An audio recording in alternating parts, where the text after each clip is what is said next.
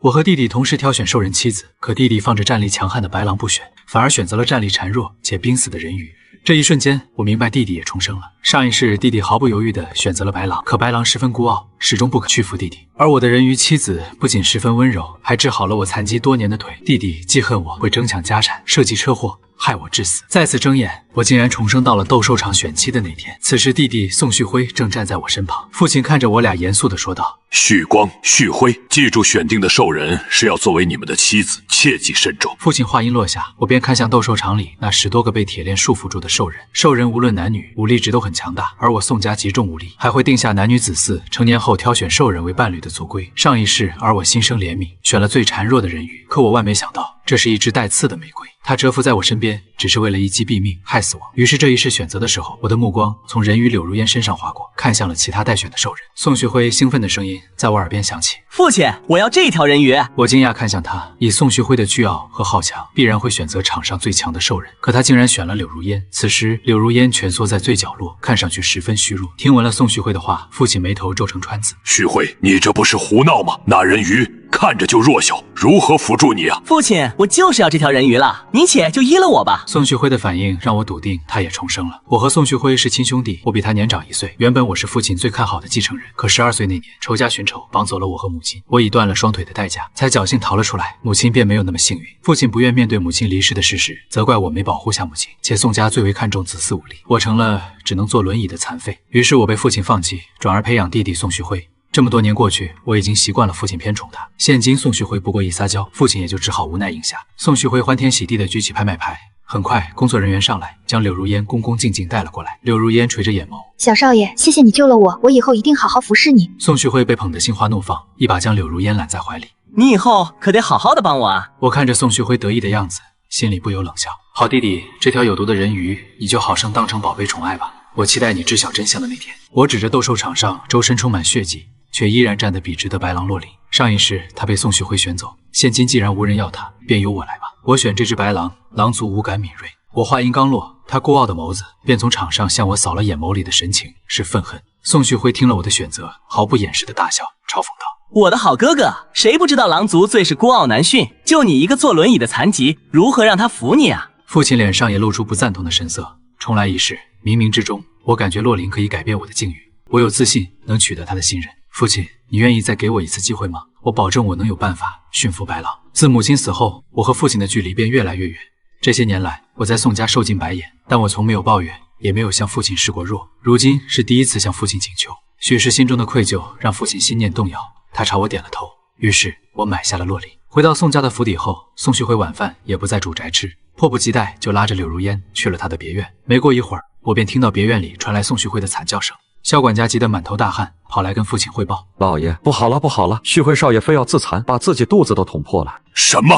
父亲快步往外走，没走几步便看到宋旭辉跟没事人一样走来。父亲看着他，急切问：“旭辉，你没事吧？”“父亲，我没事儿，刚才不过是试试柳如烟到底有几成本事。”父亲审视的眼光看向柳如烟，他这才跟父亲解释说，他是他们人鱼一族这一代医术最高超的人鱼，他的眼泪具有强大的疗愈能力。你竟有这番本事！父亲看柳如烟的目光立马不同了。宋家做的事情长期游走在危险边缘，受伤概率不小。这下有了柳如烟，不光能保宋旭辉不受重伤，还能帮到宋家其他人。宋旭辉脸上露出得意神情：“父亲，我一早便说了，我的选择是不会出错的，就是不知道哥哥选了天资那么好的白狼，能不能好好利用。”说话间，父子两人目光朝我瞥来。因为刚才事发突然，父亲走得急，而洛林又赌气任性，不愿意帮我推轮椅，我只好自己一人扶着轮椅狼狈地出了主宅。对比宋旭辉的春风得意，我这个没人帮扶的残废就凄凉了些。父亲看着我狼狈的样子：“我宋家的儿子竟一个女人都驯不住。”宋旭辉乐意我被训，但脸上做出一副为我着想的样子。父亲哥哥也是不愿的，还是给他些时间吧。他们父慈子孝地将我甩在原地，往远处走。只有跟在宋旭辉身后的柳如烟路过我时，暗自朝我瞥了一眼。他已经尽力将自己扮作软弱无力的绵羊，但我还是一眼能看出他眼底的阴霾。事情的发展比我想象的更顺利。上一世我发现柳如烟有强大的疗愈能力，是在一次交易上，对方是多次交易的老顾客，原本不应该出现问题，可当天竟然想黑钱吞货。我坐在轮椅上根本跑不掉，只能眼睁睁看着匕首插入腹中。我原本以为会死，没想到柳如烟突然大哭起来，边哭边吟唱，泪水落在我的伤口处，血肉一点点治愈，而动听的歌喉舒缓了身体上所有疼痛。后来我是在宋家府邸的床上醒来，柳如烟告诉我，是她施展人鱼族的医术救回了我，同时她还愿意告知我一种人鱼一族的秘术，一旦施展，不光能治好我的双腿，还能让我拥有堪比兽人的体质。上一世的我听到能摆脱残废，立马同意让柳如烟施展。后来我奇迹般的恢复健康，还变得体格无比健壮，又在一番运作下，一步步夺回了多年来宋旭辉从我手中拿走的权利。可最后却败在了柳如烟手上，他那能使人变强的秘术是拿精血拿命换的，在他的设计下，不出半年我便会爆体而亡，还查不出丝毫能证明他下手的罪证。而这样会害人惨死的秘术，宋旭辉还上赶着让柳如烟施展。宋旭辉，是你要把家主位置拱手让我，那我便不客气。半个月后，父亲寿宴，邀请了八方的生意伙伴前来宋府一聚。这半个月，宋旭辉几乎都没有出过宋家，整日闭门跟柳如烟在别院里练着什么。等我再次在宴会上见到他，他整个人已经改头换面，胸膛和手臂的肌肉几乎快要把衣服撑破。宾客们看到宋旭辉都惊呆了。老宋，你家旭辉这是2次发育了吗？怎么跟半年前判若两人？这身板，这体格，比我见过的兽人都壮实，虎父无犬子啊！父亲被恭维得红光满面。旭辉，你自己跟大家说说。宋旭辉侧身一让，这时候众人才看到，在他高大身体后还藏着个羞答答的女人，正是打扮得楚楚可人的柳如烟。宋旭辉拎小鸡似的将柳如烟揽在胸前，一把抱紧。这是柳如烟，我妻子，她可是人鱼族里的神医，我这健壮的体格啊，都是她调养出来的。没想到这样的宝贝被宋小少爷收着了，真是美事一件啊！羡慕宋小少爷了。宋旭辉被夸得飘飘然，眼神瞥到在一旁跟众人欢快气氛格格不入的我，他脸上露出坏笑，故意将众人注意力转向我。我这算什么？我哥选回家的兽人才叫厉害呢！都知道狼族骁勇善战，而我哥选的可是狼族里最为勇猛的白狼，好好驯服了，那才叫一大助力。众人这才把视线转向我，方才宋旭辉的人鱼兽人就已经有如此惊艳的能力。众人听到他这样夸我的白狼，不由得心生期待起来。那宋大少爷怎么今儿不把白狼带出来给大家伙开开眼啊？听说品相好的白狼千金难求，我也想见见呢。我迎着众人期待的目光，却无法回应他们。这半个月以来，洛林依旧我行我素，丝毫不愿听我所令。今天寿宴更是不知道跑哪去了，我哪里能将他找来？父亲见我沉默不言，脸上的喜色淡了些。旭光，洛林人呢？我准备如实回答。父亲，洛林他。话音未落，一个仆佣急匆匆地跑进宴会厅，我认出那仆佣正是宋旭辉院里长期服侍的。他交给给门外的人打着手势，我朝那处一看，竟然是4、5个高大的仆佣，正压着捆绑住手脚的洛林进来了，耳朵都化形了出来，想必是遭受了毒打。放开我！放开我！洛林大吼着，可那几个仆佣充耳不闻。我坐着轮椅，不便上前阻止，冷下脸质问宋旭辉：“弟弟，这是何意？”宋旭辉露出无辜嘴脸，望向父亲。父亲，你瞧，哥还怪上我来了。他做出苦口婆心样子解释：“这白狼洛林啊，桀骜不驯，光这小半月就逃跑了足足15次。要这是我的兽人，必定是抓一次毒打一次。可哥哥倒好，自己的兽人不教训也就罢了，还任由他跑。刚才我听我手下仆人提起，洛林又跑了，急忙就遣人帮你抓回来了。哥哥不谢谢我帮你解围，反倒怪我。”其他宾客听了宋旭辉的解释，纷纷觉得有理。在他们看来，这宋家良子小儿子能靠着兽人出尽风头，但大儿子居然连基本的驯服都没做到。父亲见宾客们议论纷纷，顿时觉得丢了颜面。他挥手叫来仆人下令，把这个不服管教的兽人押下去，打50大鞭。我心中一急，连忙阻止。父亲若琳毕竟是我的兽人，处置他的事情能否交给我处理？你要怎么处理？我沉思片刻，在我认为人类应该把兽人也当作平等的人来看待，打压和驯服并不能真正让他们臣服，而是需要去理解他们的所想所愿。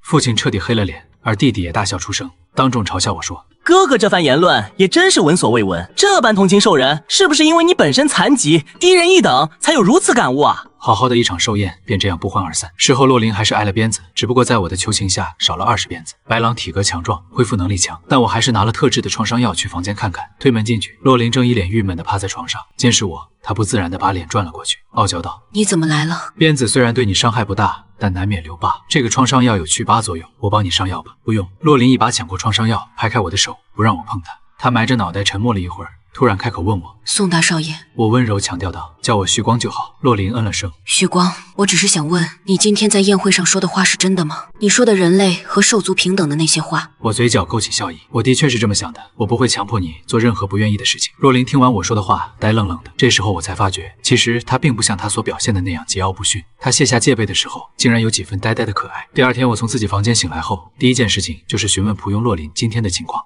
回大少爷，洛林夫人她今天没逃走。我抬眉，有些惊讶。那她现在何处？话音刚落，房门被推开，一脸别扭的洛林端着个餐盘进来。餐盘放在桌上，我扫了一眼煎糊的蛋、半生的牛肉，还有黑乎乎的面包片。这是我给你亲手做的早饭，怎么样？感动不？我笑着夹起蛋咬了一口，违心夸道：“不错。”洛林露出骄傲神情，我装死无意地问他：“今天怎么不逃走，还想到给我做早饭了？”洛林沉默了一会儿，他眼圈红红的，我伸手给他擦了擦，他才悠悠说：“我的2个姐姐，还有我的母亲，都是被人类抓走的，至今生死未卜。我很恨你们，但好像你跟他们不一样。”洛林转过头来，幽蓝的眼眸望向我：“你没有想伤害过我，对吗？”我不会伤害你，现在不会，以后也不会。你愿意相信我吗？洛林声音闷闷开口问我。那我还有一件想做的事情，我一直好羡慕那些人类女人，可以逛街去买好看的衣服，带漂亮饰品。我听了他孩子气的话，哭笑不得。那还不简单，我带你去买。那天宋家大少爷带着白狼扫遍了街头巷尾的服饰店，大家都说这宋大少爷是被白狼迷晕了头了，哪有买了兽人回家不驯化，反而娇养着的道理呢？罗琳彻底对我放下了戒备心，他看了我很久。旭光，其实你的腿伤并不是不能救，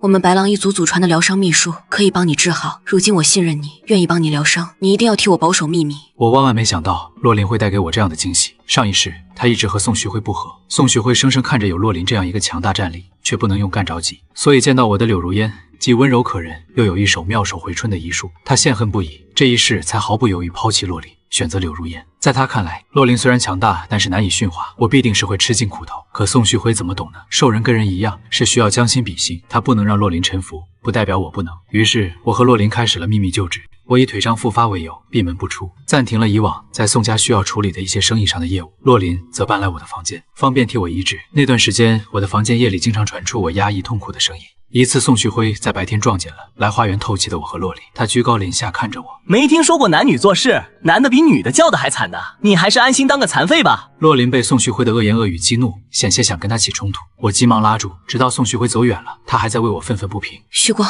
你不该阻止我打他。君子报仇，10年不晚，现在不是时候。他越是嚣张，到时候摔下来越狠。又过了小半月，我经过每日不间断的医治，双腿已经不需要轮椅，完全能靠着自己站起来了。虽然经络还时常会不畅通，需要洛琳帮我按摩才能舒缓，一次按摩就需得近2小时，但洛琳从不抱怨。我感受着她柔弱无骨的手按摩着双腿，我不由心念微动。洛琳察觉到我的忍耐，她耳朵绯红的瞅我一眼，我望着她情动，呼吸交缠间，我与她靠更近了些。最后我还是停了下来，我压抑着呼吸说：“今天就到这里吧。”然后笑着看着洛琳，红着脸落荒而逃。算着时间，快到上一世我和宋旭辉命运转折的那次帮派火拼了。如今的宋旭辉体格比起半月之前更加健壮了。上一世柳如烟为我增强体格，兴许是他不愿下手过重，让我死得太早引人怀疑。但宋旭辉向来自大又性子急切，他上一世吃了亏，重生一次，太想要早点将我这个心头大患彻底解决，每日都缠着柳如烟给他做体格加强。现在他整个人高大壮硕无比，比起像人类更像个四肢发达的兽人。但父亲对于宋旭辉的变化无比满意，宋家几代没有出过像他这样体格健壮的后代了。对于宋家的生意而言，有这样一个有威慑力的宋家人坐镇，只有好处没有坏处，而我还是那般孱弱。宋家不少仆佣都说，宋小少爷有了柳如烟之后，简直是如虎添翼，下一任家主非他不可。但我明明有洛琳这样一个强悍的白狼兽人，却不知道利用，每天只想着那点事。这话传到父亲耳朵里，他对我的失望更盛。眼看着就要到了1年一次与马家帮做生意谈判的时候，他叫来我和宋旭辉，当着我的面说：“旭光，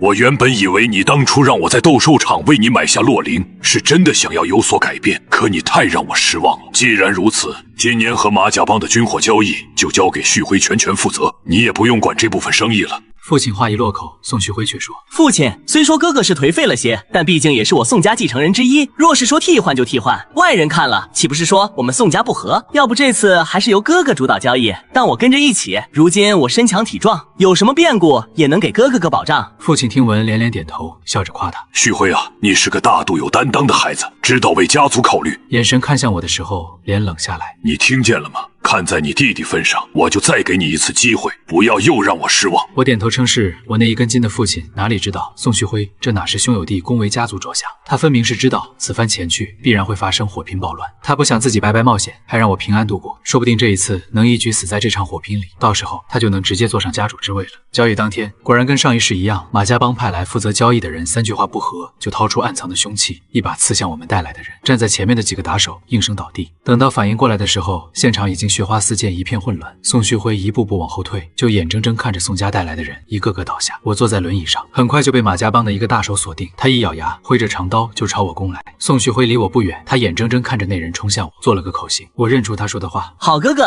你就放心的走吧。”明显是他们私底下达成了什么交易。我心念飞快想着，这些念头划过脑海，也就一瞬。下一瞬，我在那人长刀攻之前，用力将身下轮椅往后推去，轮椅被扔远，而我直立双腿，傲然站起，将那人击败。有了宋家打手的证词，宋旭辉脸色惨白。宋旭辉原本应该是准备今天借变乱将我灭口，没想到我不光逃过一死，还跟上一世一样摆脱了残疾。这一世他再次败在我手里。宋旭辉心知大势已去，破坏生意、谋害手足是大事。父亲就算以往再偏爱他，这一次也难逃大惩戒。他啪地跪下来，跪行到父亲面前认错：“父亲，你饶我一次，我是鬼迷心窍了，我不会再犯了。”父亲。父亲冷着脸，对于宋旭辉的求饶无动于衷。他将目光投向我：“旭光，如今既然你已经恢复，那就要担起宋家人的责任来。从今天起，旭辉以往负责的业务线我都交接给你，你好好干，不要让我失望。”父亲宣布完，宋旭辉整个人都傻眼了。他没有想到，平时对他多有纵容的父亲，在这件事情上给他这么大的惩罚。他怒极攻心，一下子吐出大口血。我看见柳如烟脸色变得似乎有些欣喜，看来这些日子里他急着增强体格，让柳如烟有机会给他积累了不少毒。这些毒随着他心境大变，一股脑的发出来。宋旭辉怕是命不久矣了。马家帮的事情之后，我便着手开始整理起宋旭辉之前一手负责的生意。这些年他主负责的生意不光没有盈利，反而有好几处大的亏损，但他不敢让父亲知道亏损的事情，这也是他将我视作心腹大患的根源。他害怕有一天东窗事发，父亲会让我来经手他负责的生意，但千防万防还是没有逃过这天。我将整理好的账目表递给父亲看，认真与他解释上面的亏空。父亲震怒不已，宋旭辉扮作聪明能干的模样，欺瞒了他这么多年。他下令将宋旭辉软禁在他的别院，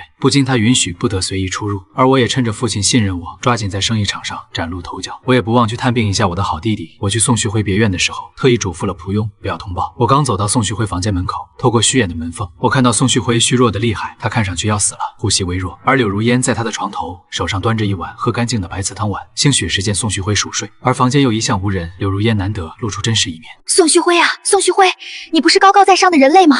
现在怎么口不能言，手不能动了？我们人鱼族的秘法还好用吗？看来你下去了都不会知道这份强大是要用命来换。